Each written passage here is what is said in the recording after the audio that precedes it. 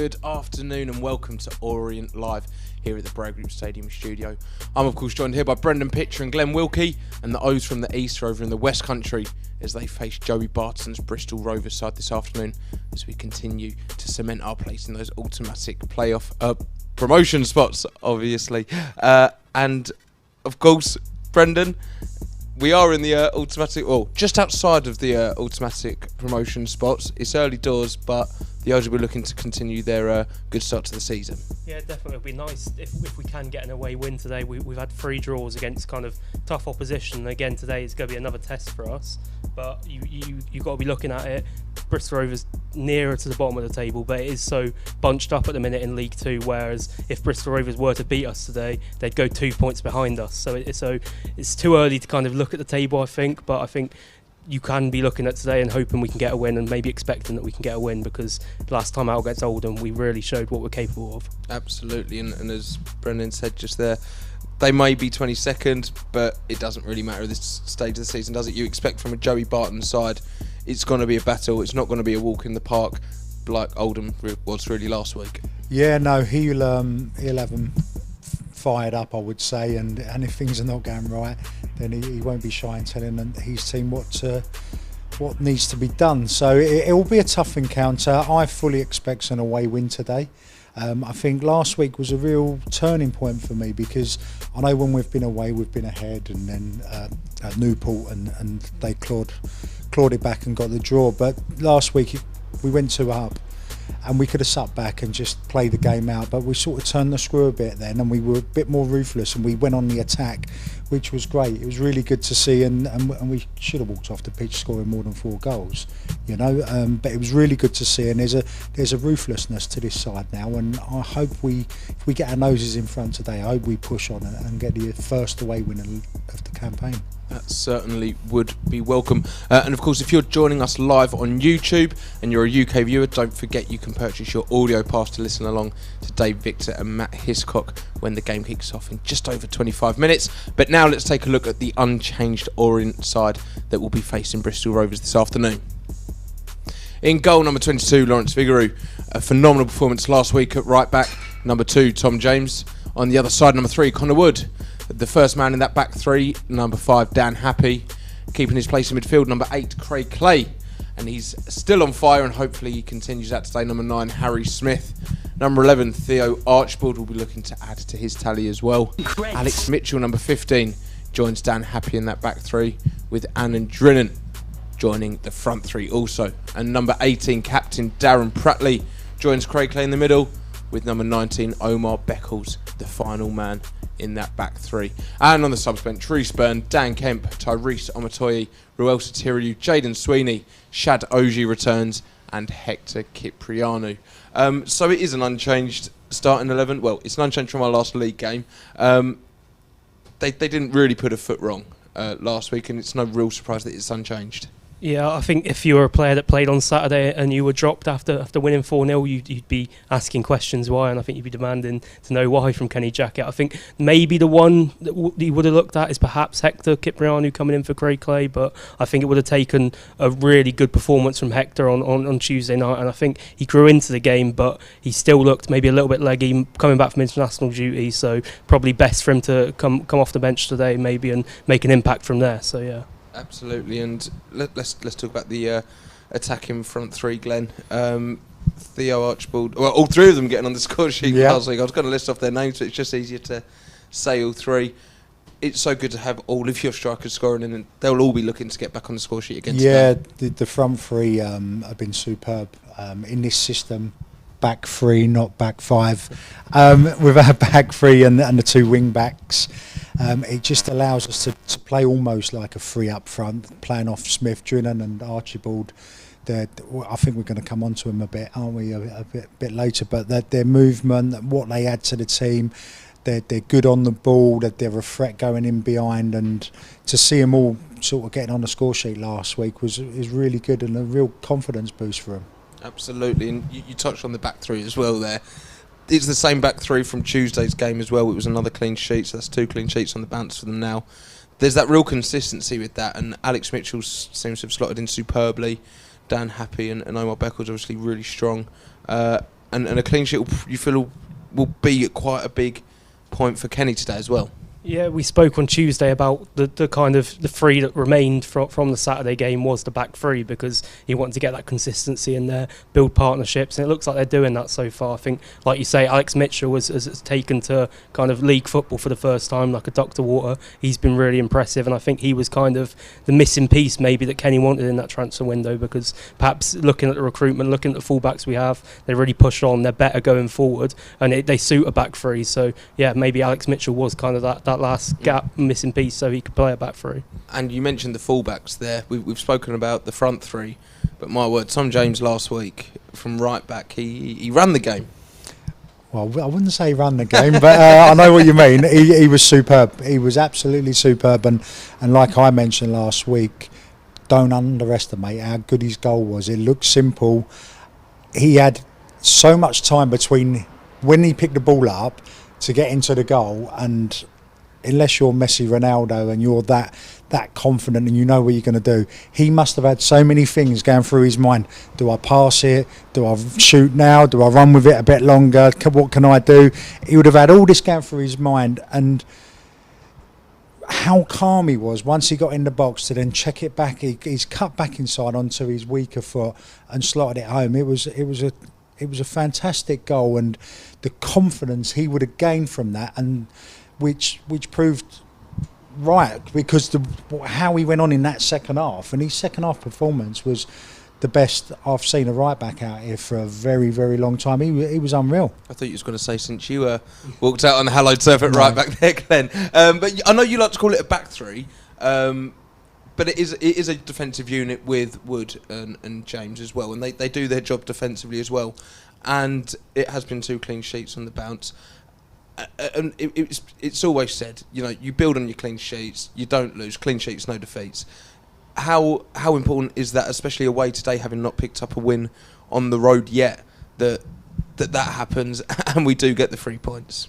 Yeah, definitely. I think if you look at some of our games so far, you look at the amount of shots we've given up and our defensive displays, and you'll probably be quite happy, but we've still kind of conceded maybe a few too many goals for Kenny Jackett's liking. So we'll go in today with the settled back three, and hopefully they'll put in the kind of performance that they have in the last 2 games and pick up yet another clean sheet, because I think that is the one thing missing from our away performances so far. It is to stop letting in a couple of silly goals that we've let in. We may have let in silly goals, but there was a stat doing the rounds on social media in the week where I believe we are 5th in, I think it's the top 4 divisions for shots conceded per game, and I think we stand about 5th with 8 shots conceded per game or something. I can't remember off the top of my head, but it shows that we do defend as a unit, though, and we do, as you've alluded to, make silly mistakes and let silly goals in. But on the whole, we are able to do that, especially with Lawrence Vigouroux and his presence behind that. Stat is a great stat if you're not conceding goals, but the shots that they are conceding, they're going in sometimes, So, okay, we're minimising the opposition to fewer shots, but they are going in, they're creeping in. The last game against Newport, it was a penalty and then a long throw what's coming. Yes, unfortunate, they're defendable. The players would have had a talking to by the coaching staff. But I feel really positive. Like you say, in the system they've got, most teams play one up front these days. Why waste 4 defenders back there when you can have 3 and you can change the system and make opposition teams worry about you? Because like we say, is it a back 5? Is it when we don't have the ball, they'll sit back and it's a back 5. But when we do get the ball and we push them 2 wing backs on, you're then giving the opposition problems, because you've got that extra man getting forward, as opposed to when you play a back 4. So you're giving the opposition more to think about and more worry. So I like the system. Kenny obviously likes the system. Did I say Kenny?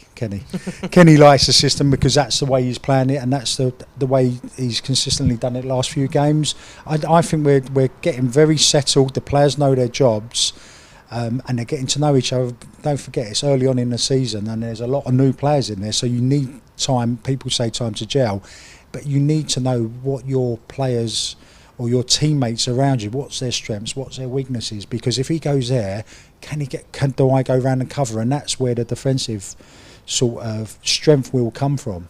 Absolutely, and as you said there, Glenn, I'm sure Kenny will be pleased with what he's seen so far this season. So let's hear his thoughts ahead of the game, as well as striker Aaron Drinnan's. Aaron, to win against Oldham and a win against Southampton, it's a really positive week. Yeah, I think obviously I only played in the Oldham game, but I think we were comfortable in that game. We played well, scored goals, and obviously I think it's another step in the right direction, really. And obviously in the Southampton game, I didn't play in that, but a lot of the young boys done very well. So good week for the club.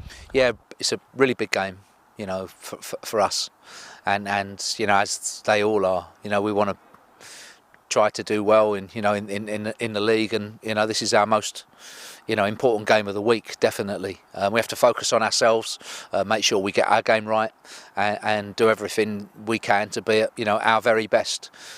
Bristol Rovers are obviously one of the bigger clubs in the division, very well supported, and coming out of League One will have ambitions, quite rightly so, of going straight back up.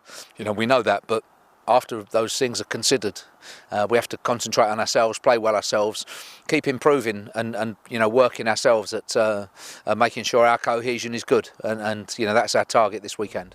Yeah, I suppose that's what forward players sort of have to be doing, really. And obviously, I'm happy the way it's going, happy the way I'm playing, and long may it continue. And it's not just yourself contributing to goals. You've got Harry Smith and Theo and Ruel all scoring.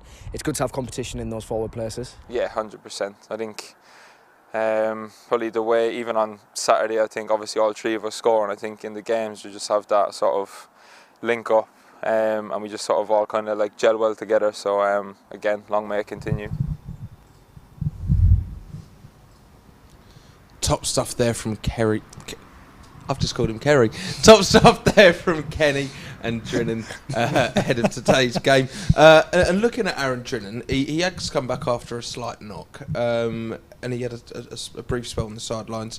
I thought it was phenomenal last week, and you've singled him and Theo Archibald out, Glenn. Yeah, I think in this system, we talk about Smith and his goals and his size and what a threat he is, but without Archibald and Drinnan playing the way they are and their movement around him, we wouldn't be as successful as we are. I know we're going to come on to a few clips in a minute, but it's not only the work rate here and their tenacity, like sort of getting through. This is the goal last week with Archibald. He has the awareness to slide the ball back, and Drinnan there, the calmness of the finish. Be so easy to panic there and just lash at the ball, but there's such a threat. Archibald's got the pace. He scares the life out of defenders. Okay, that doesn't come off, but every time he gets the ball, he's a threat, and the defence is always on the back foot. And as for Drinnan, he seems to pop up in the right place at the right time, and their link-up play, they're very good. Here, as a touch, and it comes in. It's just, as a defender, you don't know what they're going to do. Are they going to fire in a sort of pass or a cross early? Are they going to run in behind me? They keep the opposition guessing all the time, and runs like this are superb because your teammates know you've got the pace to get in behind. So if the defender does get too tight, for instance, I know I can just pass the ball over the top, and he's so quick and he can spin and run in behind.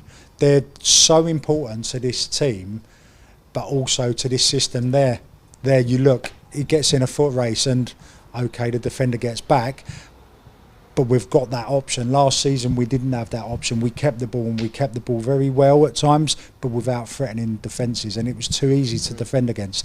Now we've got them players in those areas where we're unpredictable, and that is the best thing to have in an attacking force in a team, is being unpredictable, because the defenders don't know what you're doing. And as you say, they're so important. Harry Smith might be getting the goals and getting the plaudits, but it's all well and good having a big man up top. But if you can't get that quality into him, he's rendered useless. No, and that's one area, and I've said it over the last few games, of if we can get real quality passes into Smith up front and get these playing off of him, it'll be even better. But these guys are working their socks off, and they're running in. Okay, we saw in them clips there was no real balls that went into Smith on that. It was just breakaway play or passing out wide, and they're getting joy that way. But when the ball does go into Smith and they'll come in, you'll have one running in behind, or you'll have one dropping in front to receive the ball to slot the other one in. There's, like I say, they're very, very unpredictable to play against. They know what they're doing, but the opposition don't, and it's great. It's great to see. And they've both got 5 goal contributions. I think Smith's obviously got 5 goals and Drennan's got 3 goals, 2 assists. It's good to see it shared across as well. You look back to last season, we had a striker with 20 goals and another striker with 15 and not really much else. It's good to see that even so early on in the season that's being spread out and the weight is being carried across the whole front three. Yeah, I'll leave that one to you. Yeah, mate. well, I think the main thing with these 3, they've been a great success because you look at the transfer window and you perhaps looked at the forwards and thought, have they done that much in their career? But Kenny's kind of unearthed some gems there, and they fit the style of play Kenny wants to do, which is so important. I think it shows really good and brave recruitment, not to just go, oh, Danny Johnson scored 20 goals, so let's try and keep him, to go, actually, this is the way I want to play. I want to play with a player like Harry Smith, and so far it's been proven a success by Kenny. So yeah, hopefully they can carry on their form today. Hopefully so indeed. I want a goal from each of the front 3. I don't know about you guys, but let's take a look at the Bristol Rovers side for this afternoon's game that the O's will be coming up against and facing. So Joey Barton's boys in blue today. In goal, number 1 Belshaw, number 4 Grant, number 5 Kilgore, number 6 Finley, number 10 Collins, number 16 Anderton, number 17 Taylor, number 21 Evans, and there's a couple of recognisable names coming up here, number 26 Glenn Whelan, number 39 Brown, number 40 Pittman, and on the subs bench, number 35 Ward, number 7 Thomas, number 8 Westbrook, and number 25 Harries, number 15 Coots, number 19 Anderson, and number 22 Saunders. So Glenn, a team obviously recently relegated from League One, some recognisable names in there, but they'll probably be quite disappointed considering some of the names they've got in there, where they're currently sat and how they've fared so far this season. Yeah. I've watched Joey Barton's interview in a week, which was online. He's obviously disappointed. They struggle away from home. Their form away from home's not great, but they're a bit stronger at home. They've got excuse me, they've got a few injuries. He was moaning about the injuries and everything else and luck and stuff like that. That's always what managers do when you're losing or you're not winning. So they're down in the dumps a bit. I think this is a perfect opportunity for us today to really, with the confidence we've got from last Saturday's victory and Tuesday night, and them not on form, I think this is a real good one. We could show the league here with a big win today away from home. We could send shockwaves through this league. Well, we'll certainly see. And as Glenn just mentioned there, Joey Barton did talk in the week about some of the injury problems his Bristol Rovers side face. Let's hear from the opposition manager now. Those injuries, you tell me, how's things shaping up with Leon? Yeah, look, Clark has had a bit of a setback, obviously came off in the game. We're waiting on the full prognosis of that, but it doesn't look too good. So he's in today, I think, Big Leon, so we'll have a chat with him today. We'll obviously have a little bit more information and then we'll make a call from there, but it looks like a bit of a long term as opposed to a short term. So that's a real blow. You know, we've only got 45 minutes from him, he scored a goal, and then 30 odd minutes where he looked lively, and 70 minutes and he's going to miss a significant period of time by the looks of it. So yeah, really disappointed there. Sammy Nick, we had an initial scan which showed he didn't have a break, but obviously he's got a severe bone bruising, so probably going to put him for a better part of a month, because if you don't, you get stress fractures and stuff like that. So another bit of disappointing news. Anthony Jacola's had an injection in his Achilles, that's settling down, he's on the way back. Trevor Clark the same.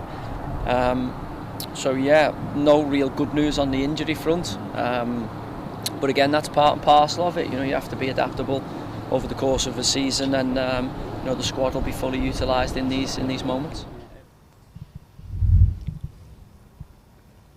Could have put his coffee cup down there, but anyway, Brendan, they have obviously got a lot of injuries, and I think you've really not benefited from the injuries. You had a one to watch for today, and he hasn't even made the starting 11. But looking at the Bristol side, where do you think they hold the danger today? So this season, I think, as Barton mentions in an interview, he talks about kind of they've lacked goals this season. They lost Brandon Hanlon, who was a good player for the level late on in the window, and he talked about kind of gambling on two experienced free agents. One of those experienced free agents was Leon Clark, who scored on his debut and then about half an hour into his second appearance pulled his hamstring and isn't playing today. And the other one is Brett Pittman, who is starting today. I think it's his first start maybe, and he's an experienced goal getter. He's been around the block. Kenny will know him well. I think they were at Portsmouth together, so he's going to be one to watch today because he's not the most mobile, but he's a very good finisher, and I think it'll be interesting to see how the back three handle him today, because they've been in good form recently, and it'll be a different test for him today against the kind of player who's more of a kind of penalty box predator kind of player. And despite a good number of games between, especially Happy and Beckles, it's a relatively young couple of centre-backs either side of Beckles. How do they go about dealing with a striker with Brett's pedigree and quality? I think they'll relish the opportunity because, as Brendan said, he's in his 30s. He's not a quick centre-half who's going to run in behind and cause you problems and turn you around. He's all about the physical threat. Now, look at our three centre-halves. You've got Happy, Beckles and Mitchell. I was going to call him Grant Mitchell like you did the other week. They love the battle. They love winning headers in the air. They love that. So I think it'll be matched up really, really well today. Happy, okay, he's young, and Mitchell's younger than Beckles, and they'll leave Beckles to go for the headers, and they'll just drop off for any flick-ons that Beckles don't win, and Pittman wins. They'll just drop off and hopefully just sweep up behind. The only problem I see is probably corners. Last week we gave away, for my liking, too many corners from unforced errors. We got away with it. Okay, we scored on a break from, I think, one of them as well. But I thought we give away too cheaply. We gave away defensive errors, and we gave away corners. Against the better side, we may come unstuck, and with Pittman and his aerial threat, that's where we need to watch it today. But I don't see any problems. He's not going to run behind us. He's not going to go round three players with the ball. He's not that type of player. It's just I think we'll be comfortable at the back today, and I'll be surprised if Bristol Rovers score. Well, I certainly hope you're right, and hopefully it will be another clean sheet. Now, kick-off is just over 5 minutes away, but we've got more news to bring you about the Orient Lotto.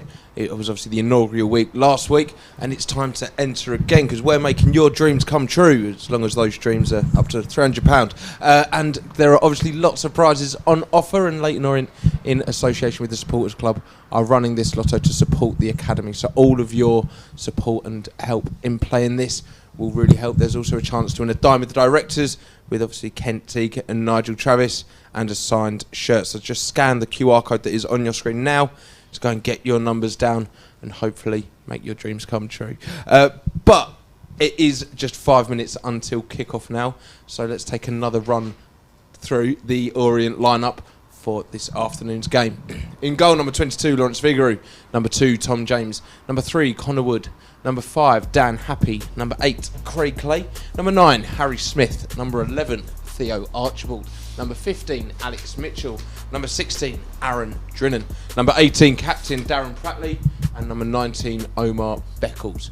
And on the subs bench, Reece Byrne, Dan Kemp, Tyrese Omatoye, Ruel Satiriou, Jaden Sweeney, Shad Oji, and Hector Kiprianu. And looking at that subs bench quickly, Brendan, Dan Kemp is one that we spoke quite a lot about on Tuesday night in the Papa John's Trophy against Southampton under-21s. He didn't have a great first half, but I feel as though in that second half he moved inside into the middle and he showed what he can offer. And he'll be looking to do the same if he gets a chance today. Yeah, definitely. I expect Bristol Rovers to be compact, quite defensive. They don't concede a lot of goals, especially at home. So maybe it'll get to a case where you're an hour into the game, 70 minutes, and you need someone to unlock a defence. And I think Dan Kemp, especially playing that number 10 role behind the two forwards, can do that and can offer us that, as he showed on the Tuesday against Southampton. And another youngster returning to the bench, obviously Shadoji, just come back from his bout of COVID. He adds a bit more defensive stability on the bench should he be needed, but we've seen he can also slot in at full-back. He's got capabilities that are more than just defending. Oh, 100%. He's very good on the ball, and he's good defensively as well, which you like from your defenders. I feel sorry for him because he had such an outstanding game, and then to find himself out the side a bit like Hector. He went away on international duty and then Clay got back in the side, and now they've got to battle and fight to get back into the team, the pair of them. But good strong bench. We'll cover a few areas there if there is any injuries or any problems, but I don't think we'll need them. And where do you see the game being won or lost for the O's here? Hopefully won, but where do you see it really being won for the O's? I think it's going to be the attack. Like I said, I think Bristol Rovers are going to be set defensively and organised, and if we can break them down, I think there's only going to be one goal in it if we do win, so hopefully we can be on the right side of that and nick a 1-0. Well, I certainly hope you're both right. You've both been full of confidence today, and I hope you're all confident at home. Don't forget, if you are watching live on YouTube, head over to the Orient website to purchase your audio pass. It's now time to pass over to Dave Victor and Matt Hiscock. Up the O's. Good afternoon and welcome to the Memorial Ground, where the atmosphere is absolutely buzzing. And Matt Hiscock, isn't it remarkable? 18 places, 5 points separating these two sides. Yeah, it just shows how